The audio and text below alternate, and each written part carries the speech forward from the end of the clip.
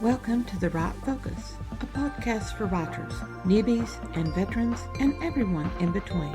We're hosted by Emma Lee with the assistance of Remy Black and Edie Rooms, all from Writers Inc. Books. Our focus is productivity, process, craft, and tools. Each episode lasts as long as it takes to fix a quick dinner, drive a short commute, or take a brisk walk. Resources and links are in the show notes. Visit us at therightfocus.blogspot.com. Now, on to this week's episode. Hi all. It's the last full week of the Summer Writing Challenge. We'll have one last day to report in our first August episode. This week, though, finishes out our challenge. Did I succeed? Did I fail? What can I do better? What changes can I make to be more successful in the future? Let's start with our day-by-day report before we get to those major questions. As usual, the week starts on Wednesday, the 24th. On that day, I was scheduled to be far away from my laptop, so I took proofing with me. The little job first, final proof of the second short story, a slow read-through. A few times in the past, this final proof after a week away caused more revision. Since then, I've tiptoed into this last proof. I want more revision when it improves the story. I had 3 spots in this story needed where I clarified wording, but none of the corrections will be drastic. Most are just a few typos that slipped past. All corrections are to come. Proof 3 of Defeat Writer's Block took the rest of Wednesday, 7 chapters. I'm to chapter 9 of 14 and getting antsy to get this audiobook finished. I keep thinking that I haven't accomplished much this year, but that's a false perspective. 2 audiobooks published in late winter, one in February, the other in March. The Defeat Writer's Block series had to be researched and written before created for the podcast, and now it will be the 3rd publication this year, 4th if you count the podcast series as a separate publication, which means this Summer Writing Challenge serves as the 5th publication. I should start viewing each podcast series as a publication, shouldn't I, based on the writing and research and producing that each episode demands. Thursday the 25th found me back home, and I focused on Defeat Writer's Block, completing the proof of the last 5 chapters. Then the entire document, 87 pages and over 35,000 words to correct. A week of this Summer Writing Challenge is not complete without distractions and disruptions. Even Friday's joyful responsibility and Saturday's day-long family time. We all have commitments that tug us away from what we want to do and what haunts us to do. When I started losing family members near and dear, I shifted my priorities. Family now is always first. My health should always be second, but dragging it up from 3rd rank is sometimes a hard job. My job, where I made money, used to be second. It paid the bills and enabled the lifestyle I wanted. Slaving away at that job wasn't necessary, but for many years I allowed it to consume more time and energy than it should have. Now I regret those early decisions. That time has slipped away with no recovery possible. Writing is now 3rd, with other commitments sometimes taking precedence. My study group will soon be exploring a book called Boundaries by Henry Cloud. How to set and maintain boundaries, how to know the way to rank what's most important. I could have used this book 2 or 3 decades ago. One comment some coworkers were prone to make to me used to infuriate me. Because I wasn't married and did not have children, they thought I should volunteer for a committee or extra work or a responsibility that demanded extra time but offered no extra pay. I did have commitments. My mother was entering dementia, and I discovered that time with her, while we could interact, was more vitally important than any so-called kudos from bosses or colleagues. That's when I learned to say no, and that no has come in as very important as my years progressed. Some priorities might shift position or rank. Others maintain their position, and I always keep these in mind whenever someone asks me to do something. Every writer has to set boundaries in order to have worthwhile writing time. The other part of these boundaries is equally important. We have to use the time we've fenced off. We cannot let it escape us. To use time wisely, we need to know our priorities and our goals. What are your 5 chief priorities? Here's mine, in this order: family, health, podcast, choir, fiction. What are my goals? Let's start with a 5-year plan. And the first step of that 5-year plan is this question: where do you want to be as a writer in 5 years? I translated that question into what do I want to have written in 5 years. I had always wanted to write for decades, but in 2013 my goal changed to publishing my stories. This became a specific rather than a general goal. The goals I set in 2013 did not include podcasting and did not include any nonfiction. I fell into both of those. In 2016, I started a weekly blog, and those blogs seeded what eventually became 3 nonfiction books: Discovering Plot and Discovering Characters and Think Like a Pro. The podcast came to be because I wanted to do more with the nonfiction. 7 years after I committed to writing, the podcast was born. I wound up with 3 pen names for fiction because of that decision in 2013. I wanted to write historical mysteries and fantasies, my 2 great reading loves.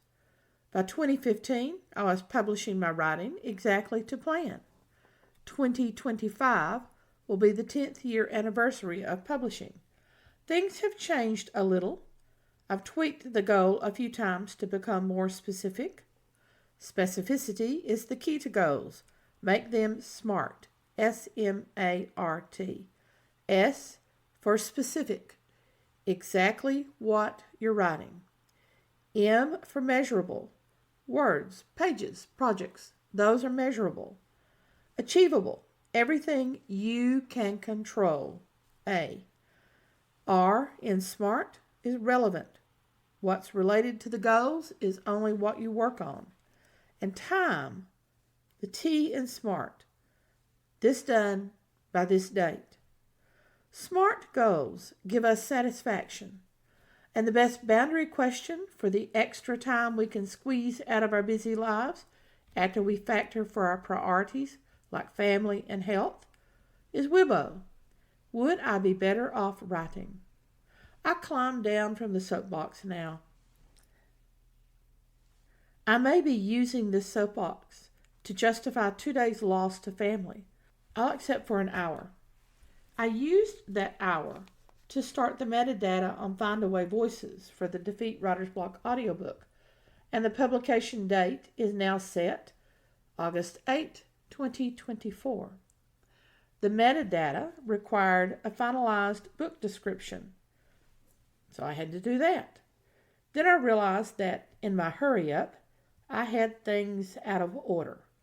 For example, I forgot Findaway wanted the Amazon ID number for Defeat Writer's Block, which was not going to happen in the span of time that I had. Nor did I have enough time to check the format for the ebook or to start the formatting for the paperback. Filling out the metadata template also used one of my last 2 ISBNs, one for the audiobook, left one for the ebook. I would have to purchase more ISBNs to publish the paperback. Thus, Saturday started as a hurry up and do, only to have to wait. Sticky notes became essential to me at that point. Things to do on Monday, because they would not happen on Sunday. More massive time far and away from writing. I did sketch out a few ideas for the next podcast series. It's wordy. It needs work. But it's the bones. I'm not happy with it. And now we reach the busyness of Monday. One of those great days when you get a lot done, but it's so many small jobs and so many hour-long jobs that you really have no time to do a lot of writing. First, the cover design brief for the next book in the fantasy trilogy. I created that and sent it to the designers. It's easy to do because it's the third and final book of that trilogy. Second, I went to Bowker on the internet. In the U.S., Bowker controls ISBNs.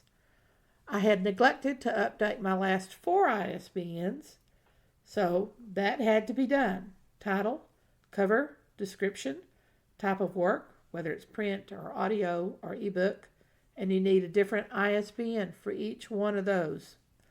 The market audience, the price, and when the book became available. That done, I purchased a set of 10 ISBNs, which is a small bulk buy that receives a small discount. Third, the Defeat Writer's Block ebook got uploaded to Amazon and Draft to Digital. That's 2 separate jobs. Both the Amazon and the Draft to Digital apply their own formatting, which strips out any formatting you have done. All they need is a clean copy without page numbers. When I check the ebook document for formatting, it's the format that I can control, that they need to have, such as chapter titles and subtitles within chapters, how to indent paragraph and the spacing around those paragraphs, other indenting, such as for bulleted items, source information and internal documentation, footnotes, things like that. For KDP on Amazon, we then pick categories and key terms. I'm usually stumped after 4 key terms. Then comes the book description and uploading the document and cover. I always launch the previewer to check the appearance of the ebook. I also check anything that the edit bot found as an error, which is mostly spellings of unusual words. Once these are clear, it's on to the last template page for royalties, cost, and distribution. For Draft to Digital, the format is similar, just ordered differently. Metadata first, title, subtitle, cover, book description, cost, then upload the document file, assign an ISBN. If you do Draft to Digital immediately after Amazon, you can use the same ISBN. Wait too long, though, and another ISBN is required. Draft to Digital offers several format templates that your document feeds into. A different font style and glyphs for different genres, like mystery, or fantasy with a dragon glyph, or science fiction, or literary. Nonfiction has techno style and a scholarly style. I pick what I think won't interfere with the reading experience. Then we have a page to check chapter titles and insert pages like a promo page for a teaser book or an email sign-up page, something I wish Amazon had. But this difference does enable Draft to Digital to stand out. We then preview the book based on the chosen format style, check the content, then hit publish. Draft to Digital offers a link immediately while they run a check. Amazon runs a check before sending an email, available in store, and we have to return to KDP to get the link. That's not really a difficulty, and it's always nice to see the book available in the store, even if it's merely pre-order.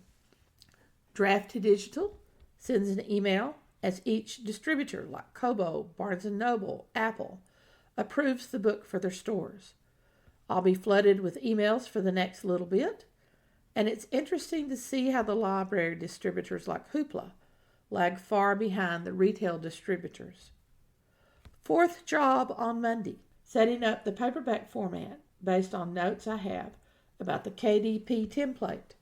In Word, I changed the size of the page to 6x9 or 8x10 or 5x8 or 4x6. Then I picked the margins all around, including the gutter, and a few other tricky things like justification. Then I check each page to avoid blank pages or ones with only a single line. Everything needs to flow for the reader. Page numbers are necessary for the paperback, and most page numbers have a title line beside them.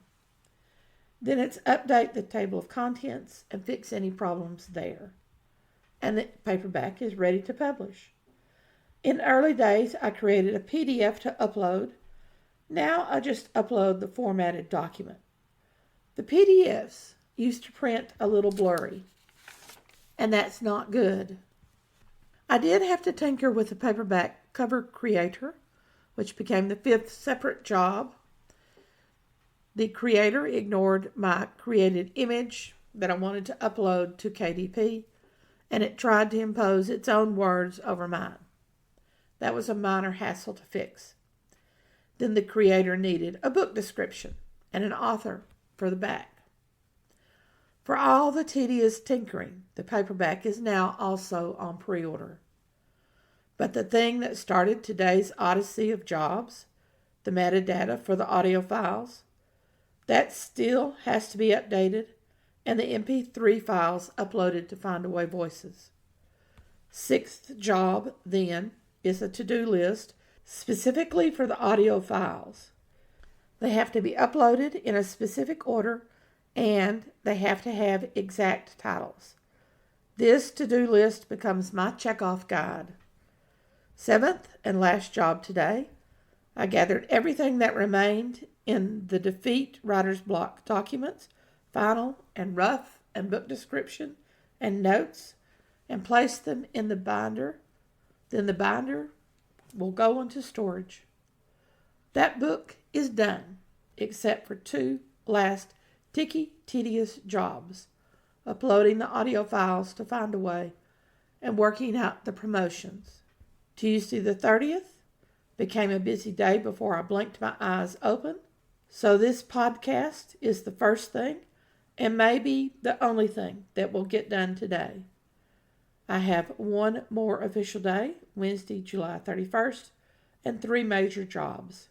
1, finishing the Defeat Writer's Block audiobook upload. 2, a newsletter for August for pen name. 3, the final decision on the next podcast series. We'll open the August 7 episode with our final update on the Summer Writing Challenge and the result of our 3 major jobs. I declare success on projects 1 and 3, but only beginning success on project 2. What can I do better? I should set a word counts challenge, maybe for August. Part of August, I know a week late in the month, is not available for writing. We'll see what we can do. 500 words a day is 2 pages. 500 words of fiction a day, no matter what, that will be a change for the better. I'll achieve more than 350 words in a week. This podcast demands extra words beyond that, but it's the lack of fiction that's haunting me. So that needs to be my push in August. 500 words of fiction a day. Yep, that's the challenge. Until the first Wednesday in August, right on. All through June and July, the Write Focus podcast turns its lens to the Summer Writing Challenge. 61 days of writing, as well as presenting all the other tasks in the writing business. In addition to tracking our progress on writing projects, we'll cover market copy, cover designers, promotional posts and newsletters, as well as audio projects. These are just a sample of the myriad additional tasks performed by every writer, indie or traditionally published. Posts covering the previous week's work will be recorded on Tuesday evenings and published on Wednesday mornings. Join us as we detail the accomplishments and failures for every writer's summer challenge. Thanks for listening to The Write Focus, a podcast for writers at all levels, hosted by Emma Lee from Writers Inc. Books, assisted by Remy Black and Edie Runes. Our focus is productivity, process, craft, and tools. Music is licensed through Audio Jungle, called Background Music Loop. Its creator is Alexander Polishchuk, known on Audio Jungle as Plastic 3. The music comes in different iterations. Show notes and resource links for this and other episodes can be found at thewritefocus.blogspot.com. Write to us at winkbooks@aol.com when you have questions, comments, and speculations. We will try to answer you as quickly as possible. By the way, we will not mind your email address. That's rude. If you find value in our content, share with your writing friends or write a review. We're small beans here without the advertising budget of the big peeps, and you can make a difference. And whatever occurs, write on.